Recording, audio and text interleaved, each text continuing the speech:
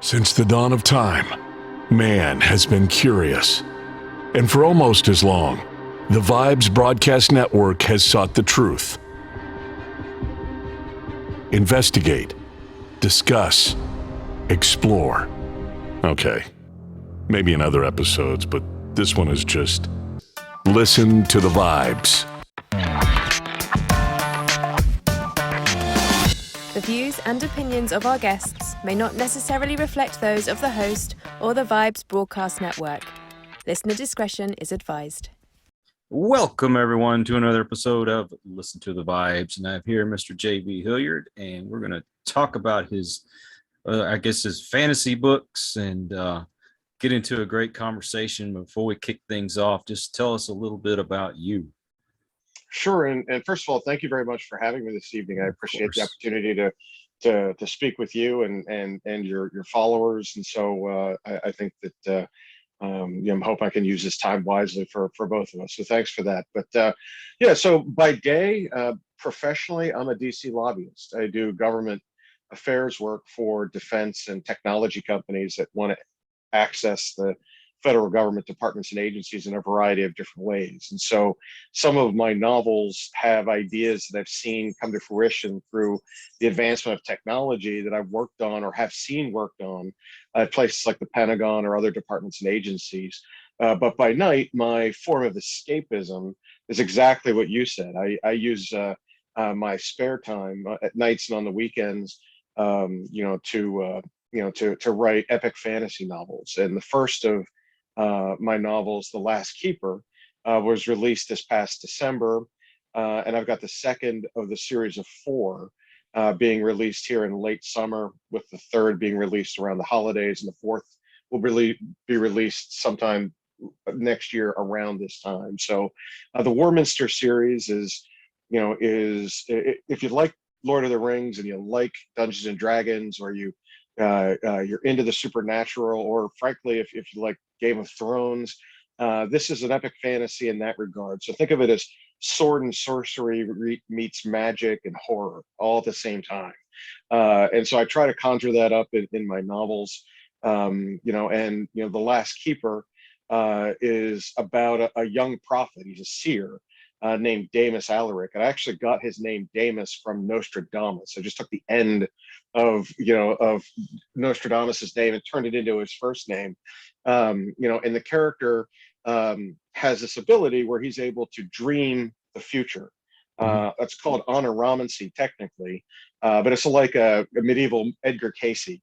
And it's through the powers that his ancient or his god gives him that he's able to see things that are coming. And he is part of this pact of or sect known as the Keepers of the Forbidden, and they keep this forbidden knowledge that's granted to them and only them by their god.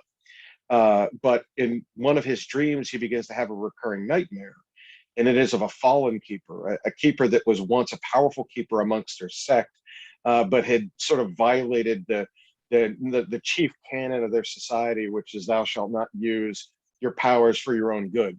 And as a result, his god cursed him with a physical blindness, and also stole from him his ability to see the future. And as a result, Damus, the main character, starts to see the return of this fallen keeper, and it's their struggle between Damus and Grey Taurus the Mad, who is the fallen keeper, that really takes center stage in book 1.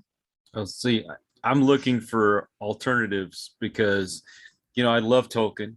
I love Lord of the Rings. I remember reading The Hobbit and all that when I was a kid. And I got into the movies, loved the movies, and now Amazon's got a hold of it. And I'm not going to lie, I don't care for it. I think they just crapped all over it, but that's another show. Fair enough. Yeah.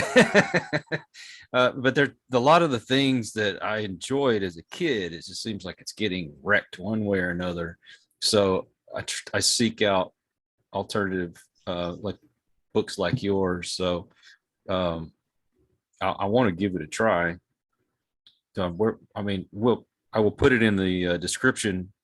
But is it on Amazon? You said? Sure. Well, yeah, it's pretty much everywhere. You know, you could buy it. Like most people will go to Amazon and either download an ebook or purchase a paperback and have it delivered. But it's being, you could find it on 40 different distribution channels. Through, if you just Google it, if you're a Barnes and Noble's fan, or you like Apple Books, or there's even an audio book that you can download onto Audible or Rakuten or Scribed, or any of those services too, so that you can get it in your favorite format. I travel a lot, so audiobooks and ebooks are easier for me. I don't have to carry and lug them back and forth and stuff like that. But I know what it's like to prefer holding a book in your hand. That's me. I'm with you too, my friend. I think we have that in common for sure. And what I've found is, in this day and age, people have to have different medium through which they can do this stuff. Sometimes you're a busy parent, you got a kid in one hand, or you're driving a lot. In my case, I'm on planes, I'm stuck at airports, I'm in hotel rooms, and so the audiobook or the ebook stuff works for me when I travel. So I wanted to make sure that my publisher had a chance to put it through all those channels, and so we're available almost ubiquitously through most major carriers. Yeah, I'm a Barnes and Noble person myself, so I'll have to make a trip up there. Fair enough. You can get it there. You can order it, or you can download. If you like their ebook stuff, you can do their ebook stuff. Yeah, my mom has the Kindle because she reads a lot, and it's really beneficial to her. But there's just something about holding a book in your hand. I even miss having records in my hands. I know. And now you've got your iTunes or whatever. I'll tell you what, I'm the same way. I have a lot of obsessive compulsive disorder in me. And if my wife were here, she'd tell you that for sure. But what I do is I'll buy a paperback version of a book, and if I like it, I go out and buy a hardcover, and it just goes on the shelf, never to be read. It's just almost like display material. Like, this is part of my trophy case. Like, it's one of those that I like. And if I don't love the book, I'll just keep the paperback and read that over and over. But I store the paperbacks in other places. They're not for show, but if you see your book as a hardback on my in my den or in our living room, then you know that I'm giving it 2 thumbs up. I just make people think that I'm more intelligent than what I am when they see a bunch of books. Well, hey, there's nothing wrong with that too, I guess, right? Yeah. So I guess in your line of business, it's got to be a lot of stress. So I'm assuming this was your way to just get away from it all. Yeah, no, as I mentioned before, it's not only is it my creative outlet, but it's also escapism from a lot of the realism that I see in my day-to-day life, right? So, a lot of times, I'll be on the Hill with a client, or you're working with the White House on something, or you're doing something with a department or agency, and those things are, in a lot of cases, not only high priority for the nation, but in some cases, they're helping the warfighter, and they're the technologies that I help to develop are providing for the common defense and promoting the general welfare. So, in some cases, it's a technology that the Department of Defense wants to buy. In other cases, it could be something related to energy or transportation or healthcare. It just depends on what it is that my clients have and where they envision it going. But in the case of me stepping back from when that 5 o'clock, well, frankly, it doesn't. The clock never ends in DC. But when it does click off and I have a chance to type, I like to escape into something completely different. And in my case, I was able to create an imaginary world over 20 plus years of playing Dungeons and Dragons. What I wanted to do was create a unique realm, and a lot of the characters and a lot of the plot lines that I have in my book, I derive from playing that from when I was younger, playing with my family and my uncle, all the way up to playing with friends. Now we even still today play on Skype, and because we're all scattered around the country, and so Sunday nights 6 to 10, that's our time for escapism. And so I was able to use things like character names and villains and even monsters we created, and bake them into this while being inspired by Dungeons and Dragons and other role-playing games, but making it completely unique. I mean, the realm of Warminster doesn't feature anything that you'd find other places except for obviously like humans, and I do use the term elf, but in a way that it's different than what Tolkien used, or different that you might find in the Sword of Shannara series, or even Dungeons and Dragons. But I think that that's something that I've tried to do, as well as, when I've created my monsters, I've tried to use and be inspired by realistic paranormal stuff. In my novels, I refer to them as cryptids, and there's even a cult that worships these cryptid creatures, and these cryptid creatures are, I derived the term from cryptozoology. These folks that go out and are looking for Yeti, or looking for a Bigfoot, or looking for the Loch Ness monster. I've always been attracted to that kind of stuff as a kid, and even as an adult. I think that suspenseful paranormal stuff is just, it's ripe for anybody that has a creative mind. And so for me, I went out and I started to mix real life cryptids with mythical and almost legendary stuff. Like I started to look at Mesopotamian legends, and Greek and mythos, and Nordic mythos, and found things in there that I was able to pull out. So there's references to real life creatures, but my creature's my own. And so one of the creatures I created is a creature called the Antlered Man, which is a 10-foot tall, aberration, and it's created by magic. And the thing has this mutated cattle skull with these almost reindeer antlers that stick out, and he uses it to attack. But he's also like this hunting creature, and he's kind of controlled by the fallen keeper himself, and sent out to try to hunt down Damus. And I thought that kind of stuff, that's the kind of stuff that would scare me if I were to have nightmares. The Antlered Man is something I don't want to see coming after me. So that's where I've been inspired, and I think that's where a lot of the plot lines from my series has come from. I don't know how old you are, but I remember when I guess I was close to a teenager, when there was this supposed scare. The parents were saying that these kids were playing the role-playing games, and they were going crazy, and they were really believing they were in it, and they were killing people and all this stuff. I even remember watching a made-for-television movie about it, where this kid was a wizard or something in the game, and he got so much into it, he saw everybody as these creatures and stuff. And in fact, that was called Mazes and Monsters, and I do remember that because Tom Hanks was in it. It was one of his original movies, and you're right. It's I think that at the time, parents in those, like the late 80s, early 90s, everything was a satanic worship, or everything was this game's going to drive you mad. And then certain, who knows? Like there are people out there that take everything to an extreme. Our group was a group of nerds. Like we would have never done that. I mean, the furthest we would have gone was screwing around with a Ouija board. You know what I mean? But that had nothing to do with our play with Dungeons and Dragons. It had it had everything to do with our like for things that were supernatural, right? So we enjoyed doing those kind of things. But I hear what you're saying, and and in my case, there's one. It's funny that you kind of mentioned that, because the main character Damus, his path in the book is this recurrence of this nightmare that's giving him these dreams of the fallen keeper that's returning. And that's my dog growling underneath the table because I'm not paying attention to him, so I apologize for that. So you might see his head pop up here in a second, but you could tell it's never a dull moment when you're going live. I had a set of recurring nightmares when I was junior, senior in high school, and they continued in my second year in college when I was a sophomore. And I based my real life experience on Damus's character. I just took the horror that I had in my nightmares. It kept recurring, and they were sequential.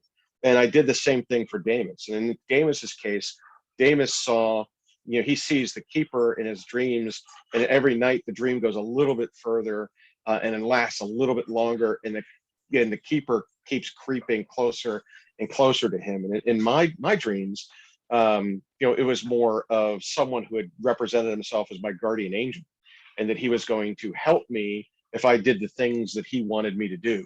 And it was freaky. You know what I mean? When you're 16 years old, the first one of those you have, you can kind of write that off. You start having those every 3 months, and it picks up where it left off. That's a little weird. And they stopped, when I was in college, but that kind of stuff too. And even when you're at that point, I was a young adult, and it scared me enough that experience I was able to turn into something that I hope scares people when they read my novel.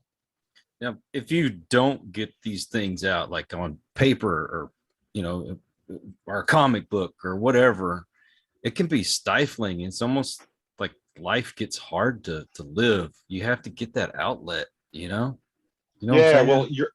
I hear you. I mean, and I think a lot of, now I've never visited a psychologist or anybody that told me, what I needed to do for those dreams. They just kind of went away as I grew up. But you're right. I mean, I think we all find experiences in life, whether there's something we went through ourselves, or I think authors do this really well. We're good observers.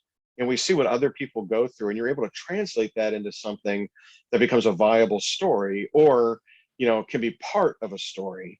In my case, I was using this as kind of to tell my tale of something that happened to me personally. But I'll give you a primary example of one. I mean, I created this city that I call Abacus, which is kind of a city of advancement. What I find funny, and you'll, as a fan of Lord of the Rings, I think you'll get this. In a lot of cases, Lord of the Rings, Tolkien wrote a thousand year history of Middle Earth. Mhm. And they were still using swords and spears and shields. Game of Thrones, they had 999, guardians on the wall before Jon Snow arrived, and he still has a sword. Like, where is the technological advancement? And every day I'm working with someone in Washington that has a technological advancement. So I cheated a little bit. I took my love of sci-fi and created this city that's sort of a city of scholars, a city of advancement, and they create little itty bitty advancements. So if you're a fan of epic fantasy, you're not going to be in, there's just no ray guns or anything like that, but you're seeing some level of technological advancement that comes from abacus that the good guys in the book get to use at pivotal times to give them advantages over the bad guys, right? And in Mhm. some cases, the bad guys try to buy that same stuff, but this city is kind of altruistic, and they don't, they're not going to be trying to get involved in politics. There's almost a neutrality about them, and they're just about discovery. But there are items, and I don't want to give any spoilers away, but there are items that they find in abacus, and I think it was a lesson I learned about seeing how our defense department developed their technologies. Right? Sometimes they were super secret. Sometimes they developed something that now all of a sudden we're using in everyday life, like cell phones or the internet. Mhm. And I think that I tried to bake that into my novels so I could satisfy my sci-fi fans, while my epic fantasy fans, aren't too upset with me going too sci-fi on it. It's just sort of a touch, and so it's kind of like my version of James Bond's Q. There's they're going to give one invention per novel that gives the good guys an advantage that they use to escape or to win the battle, right?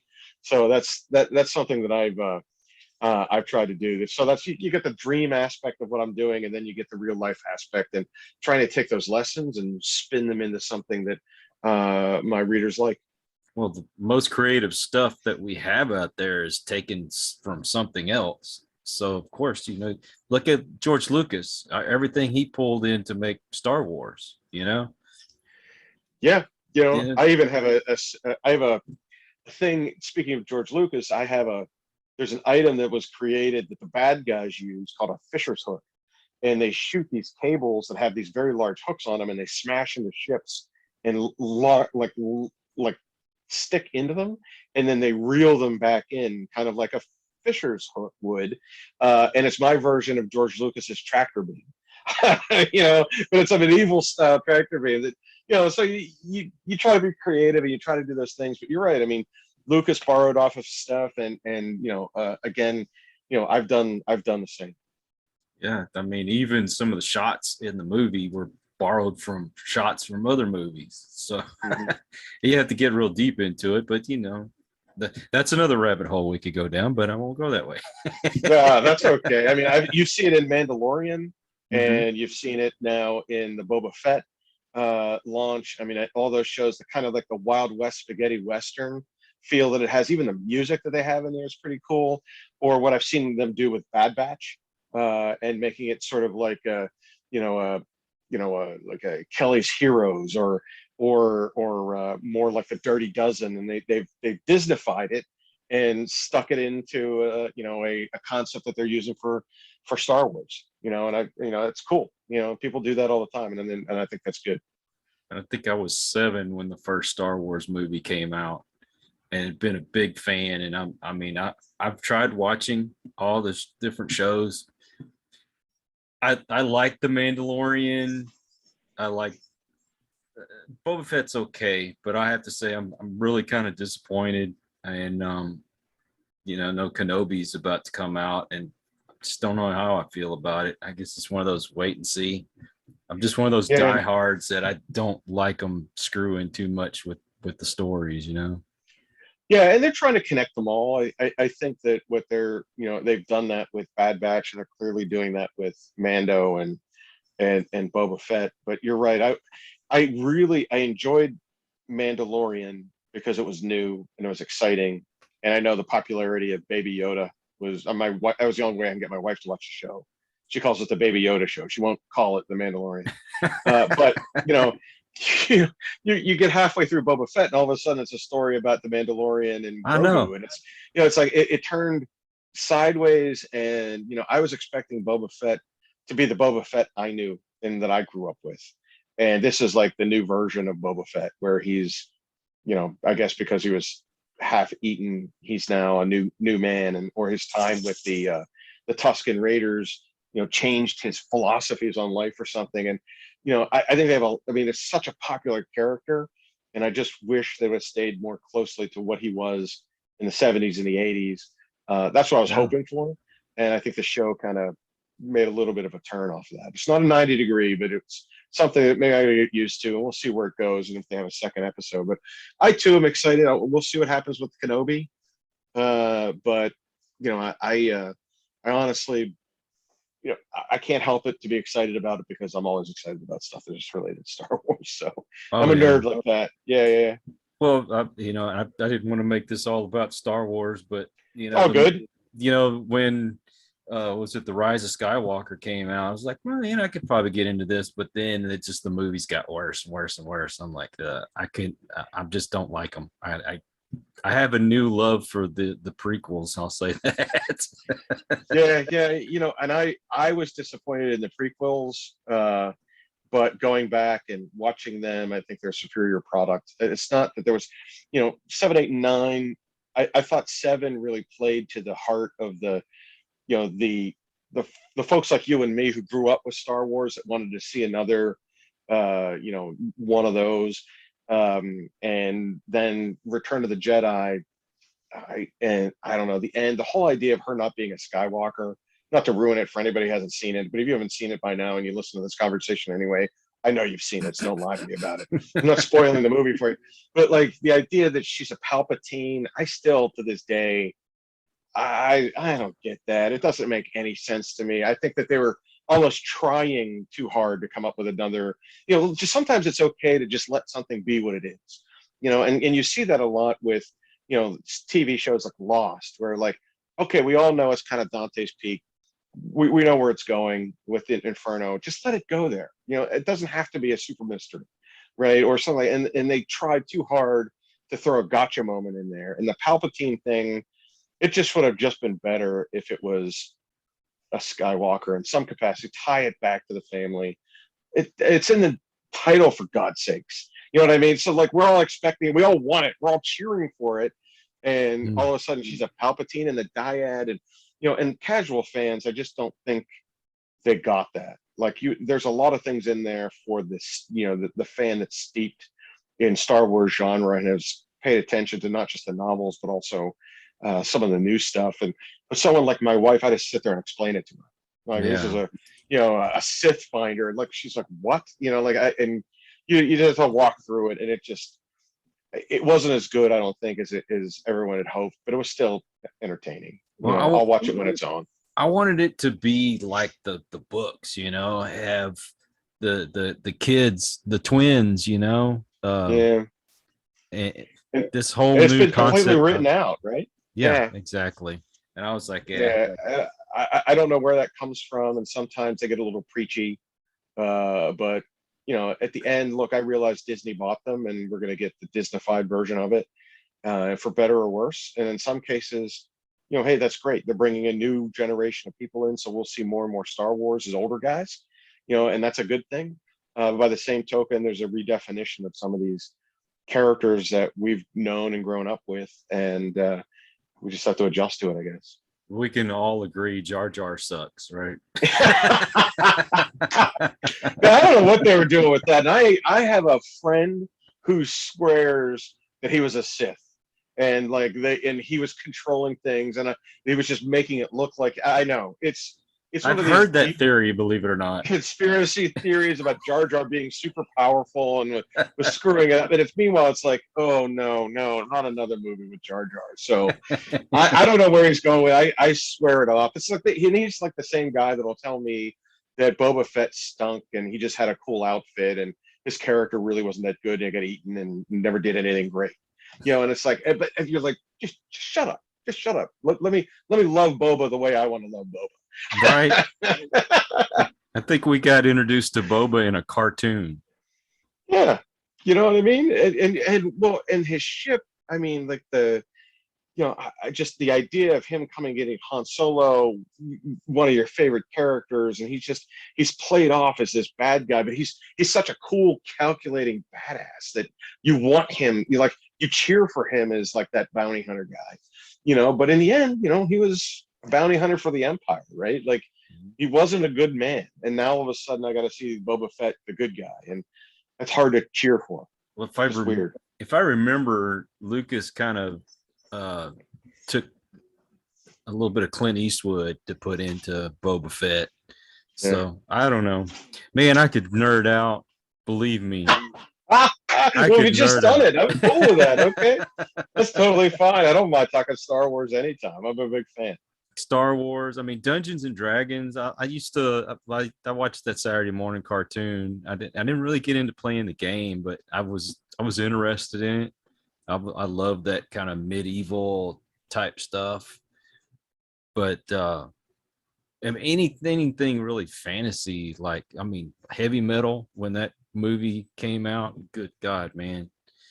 I had to finally go buy the DVD. Did you get Heavy Metal 2000 too? Did you pick that up? No, I didn't pick that one up. For some reason, I just didn't like it as much.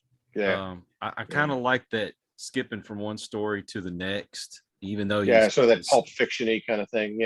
Yeah, you still had something that weaved them all together, but they were still kind of separate. And, I'm the same way. Like I grew up, my introduction to fantasy, my fourth grade English teacher went out on a medical sabbatical in May, and we had a permanent substitute for the last month of school, and he wasn't going to get into the curriculum at all. So he said, I'm going to read you The Hobbit and the Lord of the Rings books, and that was our English class. And by the time that I was done, when we got out of school, my birthday was in July, and I was telling my family, I love this stuff. I want a copy of The Hobbit. I want to play Dungeons and Dragons. I was excited about it. And so for that Christmas, I got my first copy of The Hobbit, my own, and I got my first box set of Dungeons and Dragons. And there are so many role-playing games these days. Dungeons and Dragons is always going to be the granddaddy of them all, right? It's the one that started everything else down its path. And there are games and game structures that are different now. And the game, too, has changed, where not only can you play it online, but a lot of this stuff has been gamified. So that gamers that are playing with a PlayStation or their own systems, on a computer can play the game in a different way. They can play it like they play Call of Duty, as opposed to role-playing it like we and role-playing now. It's hard to even say that. I have to say, instead of saying RPG role-playing game, I have to say tabletop role-playing game, as opposed to cosplay or any of the LARPing that happens at live action role play. And you see these folks at the conventions I go to sell my books, and they're into it, man. Like and it's not just the Dungeons and Dragons stuff. Like where I live in Pittsburgh, and there's a local group of Star Wars fanatics that have a group that they've all gotten together, and they're in professional costumes, and they come to this thing all the time. People get pictures with them. They visit local children's hospitals. I mean, it's a lot of fun, and it's stuff that you can enjoy as an adult, but also somebody that wants to play an intellectual game that goes beyond like a one session thing of Scrabble. this is something you can play a one single Dungeons and Dragons campaign for 2 years if you wanted to, and just continue to advance your characters in the way people advance their characters in role-playing games these days, or not role-playing games, but video games these days. And I think the two coming together, and now with some augmented and virtual reality stuff, I think we're going to see some, a pretty cool birth of something that looks like this in the metaverse very shortly. Oh yeah, people are get to pick what character they want to be in Star Wars and go through some kind of, some scenario, what have you. Now, it's funny because in the 4th grade, our teacher, to get us to calm down after we came in from recess, was she would read a few chapters out of The Hobbit, and that's how I got introduced to it, is in the 4th grade. But what happened to me is I ended up, I think, for Christmas getting the Hardy Boys book. So went in a different direction. Then, it went in a whole different direction. But well, it's okay. Yeah, it is what it is. But I still got all the cool Star Wars toys, and because I was just obsessed. And but when we got up into high school, if you even hinted that you were into that kind of stuff, you were shunned. And now it's like, you're a nerd. Cool. Yeah, nerd has become popular, and same with the resurgence of the role-playing game. I think that in part there was a lot of that during COVID, right, where folks couldn't go places and were to some degree in lockdown for some period. This was to be able to role play and do this and use the tools we have today that we didn't have back in the day. You could play that game. And so now you'll see groups like Critical Role or other shows that are on G4 that's all they're doing. And they're playing not only Dungeons and Dragons, but they're playing Vampire, they're playing Robotech, they're playing all sorts of other games that have been created on the basis of shows like Star Trek, Star Wars, Dungeons and Dragons, whatever. And I think that's interesting too. And it's become popular. You see a lot of actors and actresses in Hollywood coming on as guest stars for these things, and some of them are permanent members of the cast. And it's fun to watch other people play. I mean, I think Critical Role is my favorite because it was the one that, I don't want to say it was the first, but it was the one that was closest to my experience with Dungeons and Dragons. You have a great dungeon master and a cool group of people that are your friends, and you play this game together. And these guys just happen to be professional voice actors, and so they're into their characters. And even if they play the rules differently than we do, and even if they would act out things that, maybe they're more, they're more apt to be in a role as opposed to us when we're playing the game. We play the game as more of a strategy game. And even though your characters have certain things about them, we don't dress up like them. We're not going to go and do things. We're just, we just play it out like it's a strategy game or a tactics game. It's fun to watch them do it because they're having fun. And these are, just nerdy adults, that have figured out, hey, this is a lot better than playing Monopoly. We're going to do this together. And, my wife goes crazy about it all the time, because if there's a group of us at Christmas, we're all home together and we'll talk about D&D adventures, like stuff that really never happened.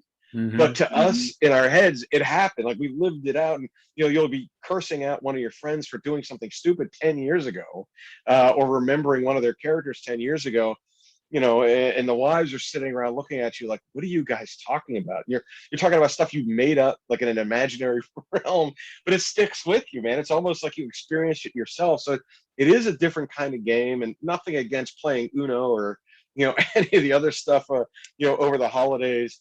But at the end of the day, I mean, it's always been my favorite, and it's really the source of some of my work. Well, we can say we were nerdy when nerdy wasn't cool.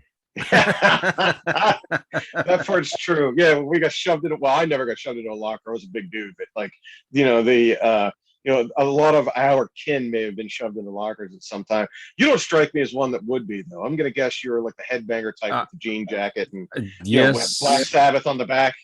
You're the man. You're the man. That was me, but secretly I was that nerd watching cartoons every Saturday morning, and same way.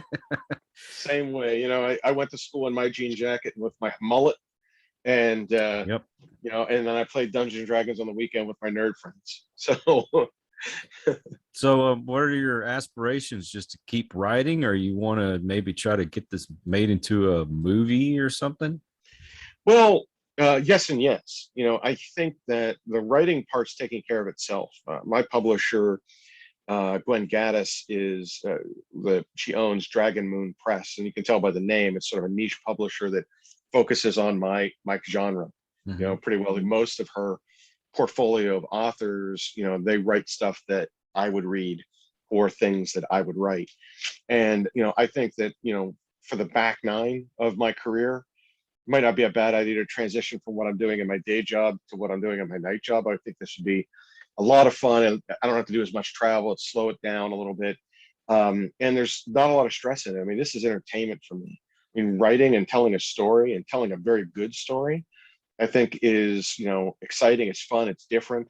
It's something I've always wanted to do, but life gets in the way. You get married, you have family, you have house, stuff like that, and starting out as an author, that's not easy to do. It's like every other kind of starving artist, except this is, you have to build your own audience, and it has to happen over a period of time. So, my goal is that by the end of my fourth book, and in the completion of the Warminster series, those that are into the kind of books I write will know who I am, and they'll see my books on the shelf, or they've read them, or they've talked about them. And that might open up doors for things like a movie. I know that there are plenty of sources out there. We mentioned Amazon before, but Netflix and others are always looking for good content. And my hope is that maybe one day, I'm lucky enough to have that conversation or conversations with folks about that, as well as, video games. I think that, I've been approached now by a guy who's creating a metaverse where he's, sort of like the sandbox or some of the other things that are out there, where my realm inspired him to create this thing, and we might be able to make a business go at creating something like that, where people are buying into the creation of or the gamification of my realm.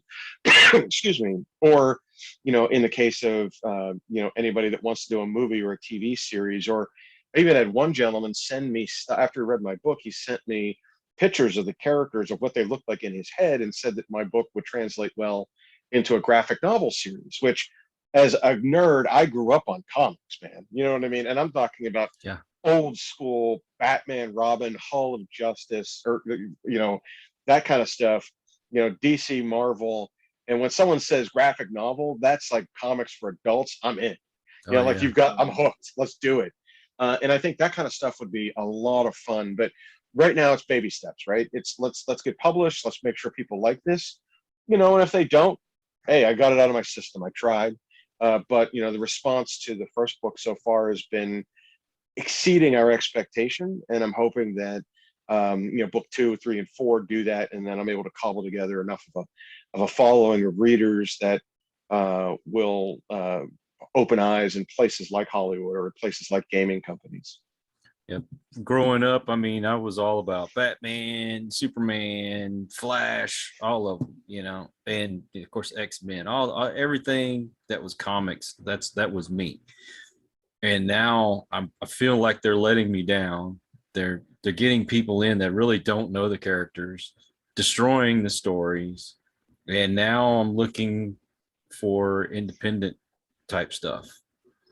And I'm starting to see some really cool stuff that probably wouldn't have gotten out there before if the big two were still going and strong. I mean, you can't hardly find them really on the top list anymore, because people are falling out of love with them. And I don't know. I hope for your sake that you get into the graphic novel, and then for my sake, I'll have something cool to read.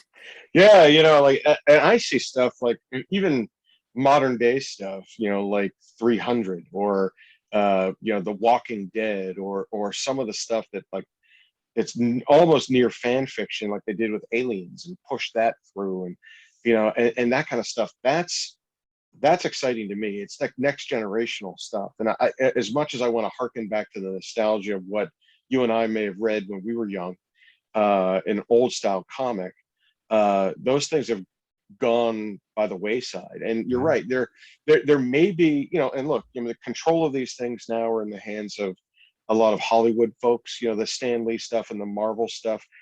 They're pumping them out like every quarter. There's a new Marvel.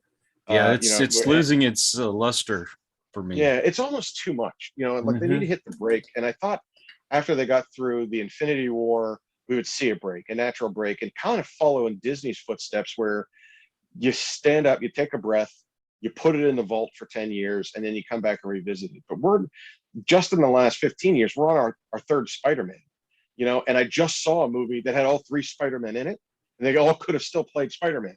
You know what I mean? They're still young enough that it's, and not. I will admit, I did enjoy that movie.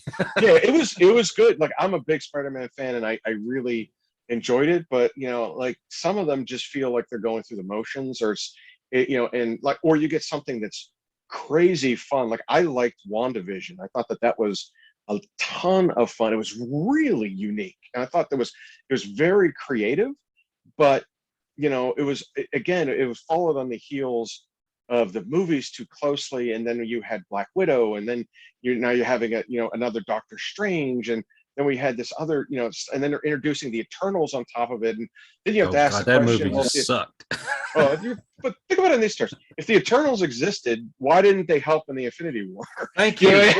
Yeah, like I don't get, like, where were you? Did you take a weekend off or whatever? It's like, and and that kind of stuff. There are questions where I think they push the envelope, and I realize that everybody, especially in Hollywood, everybody wants to be creative and own something of their own. And so, I haven't seen the most recent Batman. I'm going out this weekend to see it, and I've heard mixed reviews on it and stuff like that. And so we'll see what happens with that. But that's the kind of stuff that at the heart. If I have some level of control, if I'm ever, knock on wood, lucky enough to have someone say, hey, you know what, I'm going to put some money to, let's go and do this and make it a graphic novel.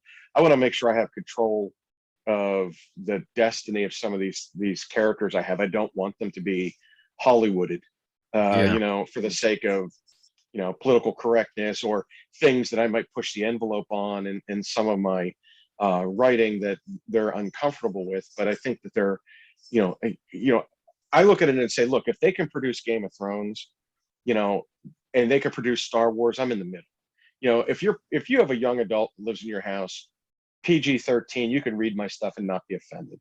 What I mean? But if you are a fan of Game of Thrones, and there's a lot of vulgarity and there's a lot of sexuality in it and things like that, you'll also like what I do. I can hint at things without having to be graphic about them. So that way I expand what is a potential audience base. Let's face it, I'm small potatoes right now. But at the end of the day, if I want to grow into it, I want people like you and I, when we were younger, we liked Star Wars for what it was. And 30, 40 years later, we're still watching, right? We're fans of it because of what we did. And I want to introduce it to that 12-year-old, that same 10-year-old. If someone would read my book to them while they were in their fourth grade class, that would be the honor of a lifetime. And then that's where you capture the fan and you bring them through generationally. And I get the fact that you have to refresh these things out every now and then. You can't roll out William Shatner in his 80s to be Captain Kirk anymore. So you need to have the next Star Trek generation in place. I get that. And, but at the end of the day, if they're going to keep that franchise alive, they can't redo everything that they're doing. It can't be just a total remake. And someone wants to put their own creative stamp on it. That's great too. I just, like you said, you don't want to lose the spirit of the character based on someone's bad interpretation of it. Yeah, I want a continuing story. I don't need to go back. I mean, okay, yeah, if you want to introduce a new generation to it, I get it, but there's, Bad Robot, they're known as Bad Reboot, because every time they redo these movies, they screw them up. I don't expect it to be panel for panel, but I hate to flip the script on you here, because I know you're the one asking me the questions, but with the shirt when you're wearing a Rob Zombie shirt, I have to ask this question. Of your Rob Zombie movies, not the music, movies, favorite Rob Zombie movie? Ooh, gosh, that's a good one. I liked Halloween. I will say I liked when they had Michael Myers as a little kid and growing up, and I think it could have been a longer movie, but for the most part, I liked it. When the last couple that came out, like I think it's what 31 or whatever it was called, you end up not being too good. Um, I mean, I love Rob Zombie's music, and I think he's a great director. I don't think those last couple movies were very good. Yeah, I wasn't sure how the crossover was going to go. I've always been a fan of his music.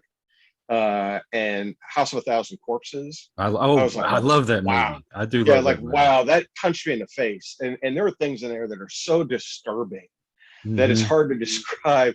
I mean, that lurch looking guy that like walks it, and you're just like, I'm gonna have nightmares about that. I'm an adult, and I'm gonna have nightmares about that. And then when he redid Halloween, what I liked about it was the origin story, right? That the missed years of where he was as a child, and how that migrated into and wove into the original story. And the mask, I thought the idea of making it sort of like that pumpkin colored mask was a really cool idea. But there's something iconic about the William Shatner painted mask that he uses. I know, right? Yeah, I just way too cool. And I thought I thought he did a good job. I thought it was cast well. And I really, I like you, that has to be of the group, probably my favorite. But like you said, I would have liked to have seen it be a little longer. But hey, you know what? I still think he hit the mark. Every time it's on TV, I end up watching it. I can't stop I myself. bought it. So. I bought Yeah. it. There you go. I have almost all of the Rob Zombie movies. I mean, even the cartoons, they're kind of out there. But Yeah, well, now you know what? He is one of those guys. It's okay to be out there if you're your name's Rob Zombie. oh, You know what I mean? So like, and that you're supposed to be out there when your name when you take a name like that, you're good to go in my book. But I think that he's an uber talented guy, and I'll listen to whatever he puts out, and I'll watch whatever he puts out. We went to go see him up around Dallas, and he walked out to the crowd, and he came over where I was standing. I didn't realize how short that guy was. Really? I would never guess that. Never guessed that. I haven't seen him in concert, but the one concert that was I saw Alice Cooper when I was young. It was one of my first concerts I'd ever seen him at, and he came out and cut off his own head on stage. It was one of these like magic acts, and while he's playing his music. And after that, I was like, Alice Cooper fan. Like, I can't believe that dude just cut his head off. You're 12 years old. It's the greatest thing since sliced bread. And and so like Iron Maiden would have Eddie come out, and all these like electronic machinations, and you just love that kind of stuff. And you don't see that anymore with like the techno or the pit bulls. Zombie does. Yeah, that's what I mean. So that's and getting back to the point, Zombie brings a show with him. It's not just going to be the music. You're also going to get entertained in other ways. I don't know. I mean, we worked at the Puddle of Mud concert here a few years ago, and they just stood on stage and played. I mean, the music was good, but they didn't do anything. Yeah. A few little lights flashing here and there. but I'm going to tell you what, though. I scored free tickets to go see Judas Priest the other night. Yeah. And is it Rob Halford Judas Priest, or is it Judas Priest? It's Rob Halford. Oh, he's all back in the band and everything. Dude's 70 years old and still sings like he's 20. He doesn't move like it, but he can sing like it. And he still brought his motorcycle out on the stage. Oh, good for him. Good for him. It's amazing how, like, when I was young, 70 seems so old. You know what I mean? And now it's like not as old as it used to be, right? Like people they're still out doing concerts. I've seen, like the Stones were just here, and and you're like, holy cow, these guys have got to be in their 80s. Like, because they were old when I was super young, and at least to me, and it's like, how are these guys still kicking it on stage and entertaining people? And they are. Hey, some people got it, man, and when they got it, they got it. Well, and maybe Rob's one of those guys. Keith Richards has actually been dead for 30 years, but he's so drugged out he's still playing. Yeah, no one knows the difference. Yeah, just this. Yeah, right. I tell you what, man, it's funny when you go to a concert, especially because the 80s was like the heyday of when I was really into music, the heavy metal and all that. And so I go see these guys that, they're what, 10, 15 years older than me, maybe a little bit older. And you look out on the crowd and you see guys going, it's almost my bedtime. I have a funny story, and I'm glad my wife's not here to hear me say it, but she went to a Winger concert at a Hard Rock here in Pittsburgh a couple of years ago, and they changed the words, she's only 17 to she's only 47. It's funny. It's funny. I got a Winger story for you. Uh-oh. So I hated Winger. I mean, I hated Winger.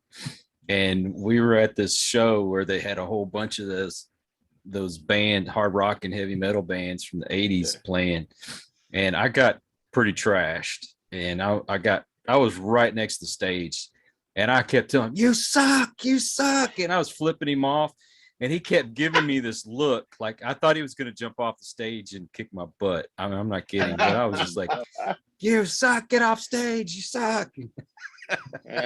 I was at an Iron Maiden concert, not to wax poetic about these things, but Iron Maiden came to Pittsburgh, and Ace Frehley had just left Kiss and started Frehley's Comet. So it wasn't just left Kiss, but it was around the time he was out of Kiss, and Frehley's Comet came, and they did their one song and they played their album as the opening act, and he yells out to the crowd at the Civic Arena, he's like, you want to hear one more? And almost everybody yelled no. And he was like, F you, you're going to get one. And he started playing a song anyway. It was like everybody just wanted to get to Maiden. And I never thought, it was just one of those things where everyone was on cue. Just like, no, just get off the stage. You did your job. Move along. Let's bring out Dickinson. We want to see Eddie. Let's go to Iron Maiden, right? And it just, that had to be embarrassing for him. But he handled it in the way a headbanger would handle it. He flips the audience the bird and does it anyway. So good for him. It's a little disheartening for me because I'm a big Ace Frehley fan. Yeah. I love Kiss, man. Yeah. No. Well, Kiss was a little bit before my time, but I appreciate the music of Kiss. And they were sort of, again, like the granddaddy of that stuff. It was where the Deep Purples and the Stones and the Led Zeppelins hadn't gone, that Kiss went. And I think Kiss just they were the grandfather of all that kind of metal stuff that I fell in love with. Oh yeah. Kiss is my band, man. Yeah. There you go. There it is.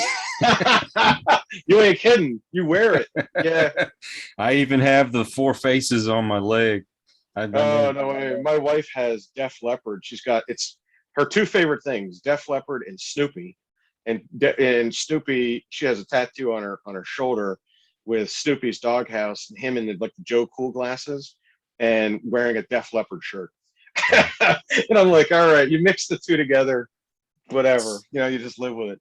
Well, you can tell her that this weekend I'm going to go see Vivian Campbell. Oh, nice. So, he was originally, I think, with Dio, but then, he was with Def Leppard for a while. A long time, yeah. Yeah, and I also a Zeppelin fan, if you can't tell. I see that. Yeah, there it is, right there. Yeah, you got your up for it. Got my. I don't know if you can see it on here or not, but there's my zombie stuff. Yeah, it's the light shining right there. Yeah, it's kind of hard to see, but I mean, Godsmack, Rob Zombie, Led Zeppelin. Yeah, that's me. I didn't want to make this about me, but it's all right. No, you're not. That's good. This is, the best conversations are the ones you lose track of. And that's where we are, right? Yeah, this is true. Oh, I'll tell you, man. And I'm getting a lot of those guys from back then to be on my show now, and that's really cool when I get to talk to these guys they were like my idols back in the day. Like Rudy Sarzo from Quiet Riot and Ozzy Osbourne. I mean, loved that band, and now I get to talk to him. Yeah, that's right. He comes in and he's visiting your show. So exactly. That's great.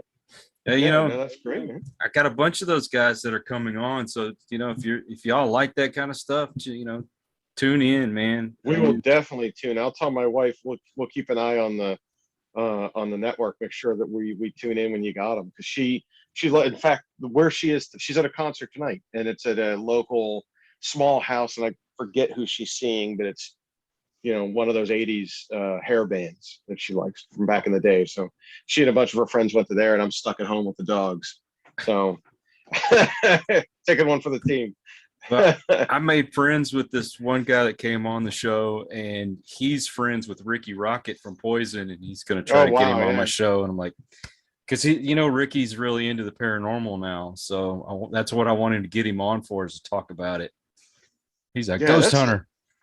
No, I did not know that.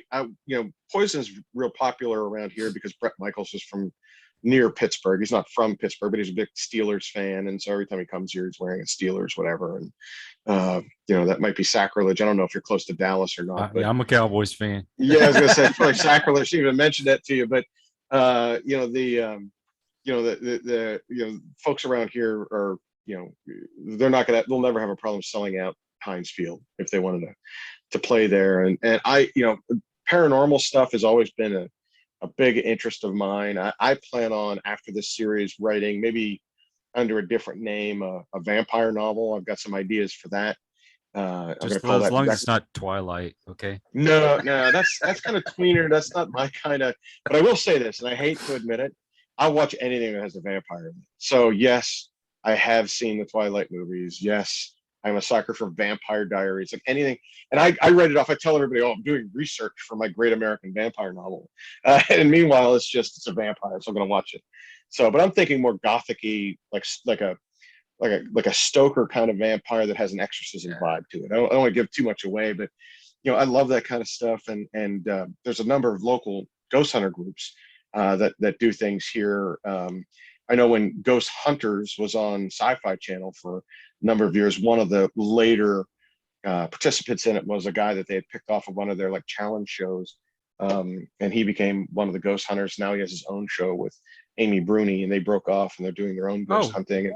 And they bounce around town here, and I go to all sorts of haunted house stuff during the Halloween. My wife and I and all of our friends are into that kind of stuff, so it's easy to kind of slip into that, especially that time of year when you hear we start getting fall pretty early, like mid-September through the first week of November, and then you're pretty much winter from that point on. But you get the right kind of leaves, the right kind of weather, and all of a sudden and we're in Pennsylvania, so it's basically Transylvania West. And so our weather, it looks like Stoker's Castle could be somewhere in the Appalachians. So you're not that far. So it's a great time. I love that kind of stuff. I'm glad you do too.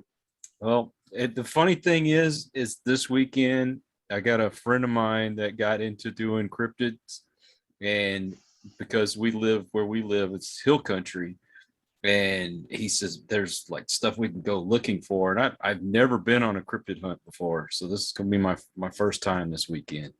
So what kind of cryptids are down there? What's he looking for? Is it like a chupacabra kind of thing? Or is it more Bigfoot? Or what are you looking at? I want to say chupacabras are going to be more like South Texas, like closer to the border of Mexico and the valley, all that kind of stuff. But I mean, we're not too far from going to a border town. I mean, San Antonio is only an hour away from here, but I'm not sure. I guess there's a Bigfoot type creature somewhere around here. I mean, I don't know. I'm trying to get into it, but I haven't been really. I can't sit here and say, oh yeah, we got this, because I don't know. I'm a virgin at this, but I'm excited. Yeah. he picks up some crazy stuff. So we have Moundsville State Penitentiary just south of us in West Virginia, and then Moundsville itself is where the Native American burial mounds are, and so you get a lot of that. Plus, you get a lot of the turn of the century old mill kind of stuff going on, where guys were killed in a mill or mine collapses. Or there's one not far from me, about 20 minutes from me, called the Green Man Tunnel, where there's a green ghost that appears in the tunnel to people, and stuff like that. So there's a lot of that stuff. I have gone to the professional haunted house tour stuff. Like when we went to visit the penitentiary, that if you said, hey, we're going to lock you in there for the night, I don't know if I could maybe I could do it. You know what I mean? I would love to maybe give it a shot, but that kind of stuff is some serious ghost hunting. You know, I'm sort of the tour, like the casual touristy kind of ghost hunter guy. Like, oh yeah, I was there. I visited the Gettysburg battlefield where they have ghosts, or I stayed at that bed and breakfast where it's supposedly haunted. That kind of stuff I can live with. Those guys that go out like for like 4 days on a Bigfoot hunt, man, that is some serious stuff. Those guys, that's almost a career in and of itself what they're doing. You need to go up to Ohio to go to the Ohio State Reformatory. That's where I spent my honeymoon. Oh, no way. How cool is that? How far is that? Where is that in Ohio? Oh gosh. It's in was it Mansfield, I think. Okay, so it's like between Cleveland and Toledo then, I'm guessing, right? Yeah, we tried from here. We had to drive. I think we drove through Cleveland and Cincinnati to get there. So Yeah. So it's because we're only about 2 hours from Cleveland, give or take the weather.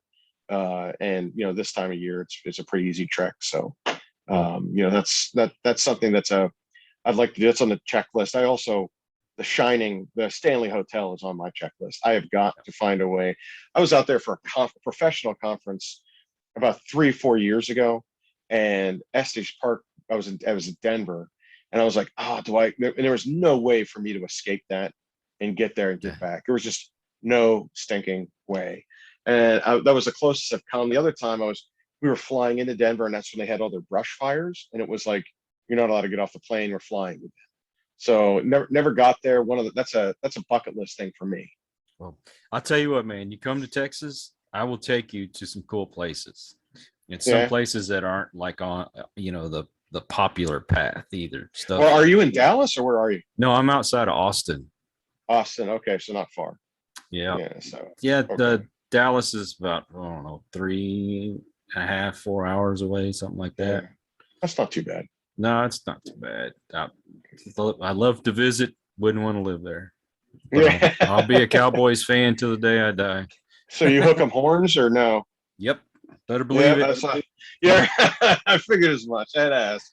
So get that out of the way. There's either going to be one side of the Red River rivalry or not. So I figured I'd ask. Well, I was going to take my chances. I was going to say that I know you got cryptids up there because there's Philadelphia Eagles fans, and it's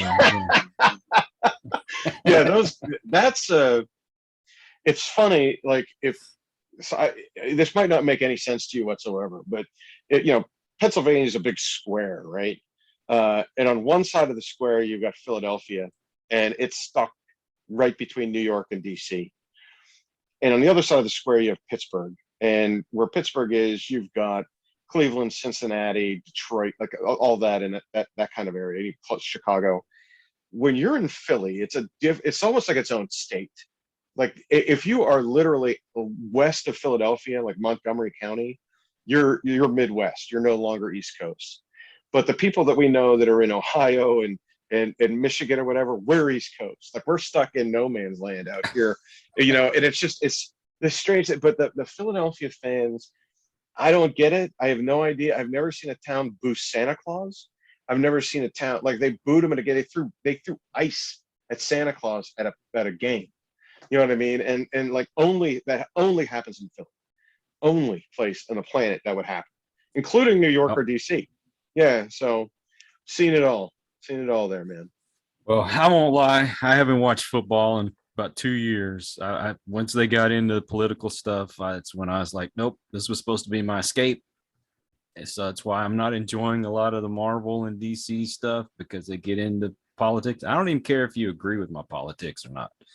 It's not what I want. I want escape from the world. Don't shove it in my face every 2 seconds, I mean, of course, everything's going to have some kind of little political thing to it, but you don't have to go to the extreme, Yeah.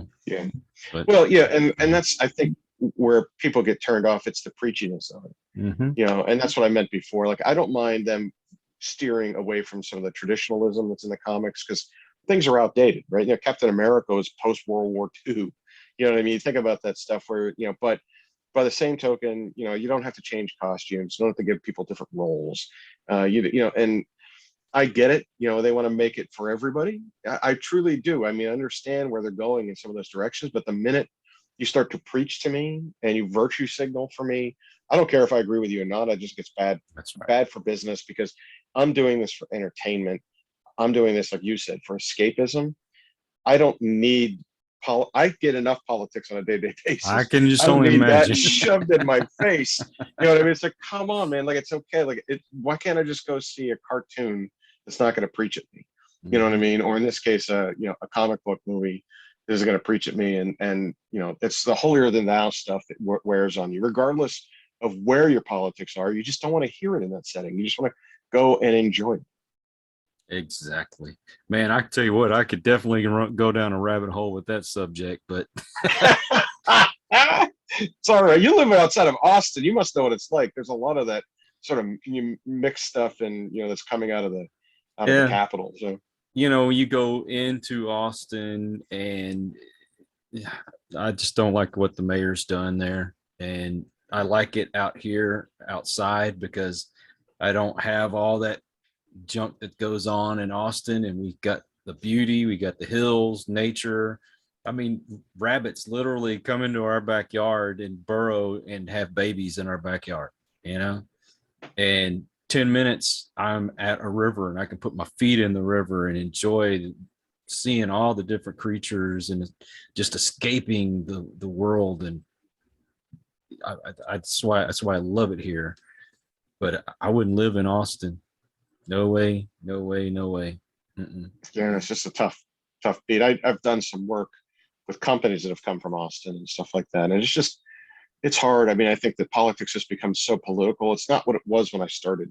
When it was when I started and I was in DC and I was coming up, you could disagree with someone on the same day and then go have a beer with them afterwards. You know, can't do that happen. now. You just can't do it. They don't speak that way. They don't talk that way. If you're not with them, you're 100% against them.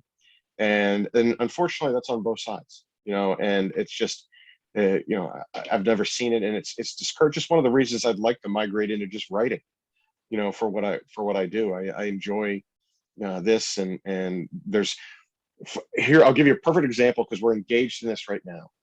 I had no fear coming on your show whatsoever. I did no preparation save for watching and listening to some of the stuff you had done before. So I got the gist of the show.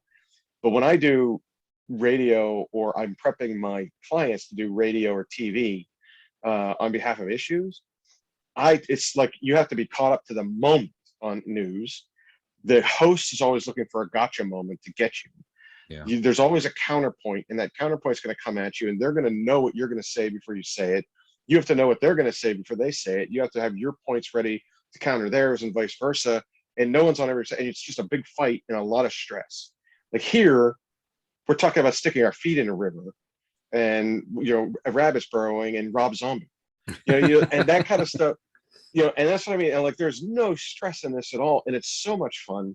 And you work with good people that are just they're in this for doing. Look, I'm certain you're not making $1 million a year doing what you're doing. Wish you I know, was, but yeah, exactly right. But you wouldn't give it up for the world because you're having a great time at it. And I've only been doing this now for December. My book got launched. And I've only been doing, and I haven't had a single interview that I didn't walk away with a smile on my face. You know, even the ones that were mediocre, you still leave and you're like, you know what? That was a good interview. It was fun. I was glad they reached out to me. You know, they critiqued the book and I answered things and did whatever back and forth. But you walk away and you realize that you're there helping them. They're there helping you. And that's the way it should be. And, you know, the rest of my life is this. So it gives me an escape from that. See, you just stressed the point why I don't want to be inside Austin, because they're a lot more political in there. You come out. It's I like it to being in Austin is like being on Twitter, but you come out here and you're in real life. Because I go to the store, I don't care what religion you are, I don't care what color your skin is, it doesn't matter. Everybody just has a good time having a conversation. Right. You can't do that in Austin. I mean, there's everybody on the internet has their Twitter muscles and they're canceling people, and you know, even conversations like this can be borderline sometimes, even though they're honest and entertaining and things like that. I mean, there might be people out there that don't like the fact that we're agreeing on some things, and meanwhile, it's like, you know, come on, you know, like you know, cancel me because I didn't like Boba Fett. You know what I mean? The new interpretation, but like it'll be out there. Someone will hashtag that tomorrow, right? And you have just it's a skewed way of doing things, and it's just not good. It's just not good. I know. I had a Facebook page just totally taken away from me some time back, and I'm like, God, just don't understand it. Can't have your own opinion for nothing. So you went to Facebook jail, huh? Not only went to jail, but I got executed. Oh goodness! Oh my goodness! Yeah. So no, I hear you. But anyway, unfortunately, I think we've probably come to the end of the show. I could sit here and conversate with you the rest of the evening. Well, no, I appreciate you having me, and all your listeners and followers. I appreciate the time you've given us tonight, and thanks again. Have me back on. I'll talk politics, sports, Rob Zombie, bands, whatever you want. If you need someone to jump on and talk about it, doesn't have to be about my book. I'd appreciate it if it was, but if it isn't, I'm totally fine with this. And I'll tell my wife to tune in and watch, for some of your shows. I think she'll enjoy them. Well, I appreciate that. And when your new book comes out, you got to come on and promote it for sure. I will do. It'll be the July, August timeframe. I'll reach back out to you and we'll reconnect then. Sweet. Well, thanks again to you. And for those of you that are new to the channel, thank you for stopping by, and please subscribe and come back. For those of you who are regular, thank you so much for your support. Without you, we just wouldn't do what we're doing. And so until the next one, everyone, please take care. Be kind to one another. God bless and peace. We hope you enjoyed this episode of Listen to the Vibes. You can catch us on Buzzsprout or wherever you listen to your favorite podcasts, and on YouTube. Follow us on Facebook at The Vibes Broadcast Network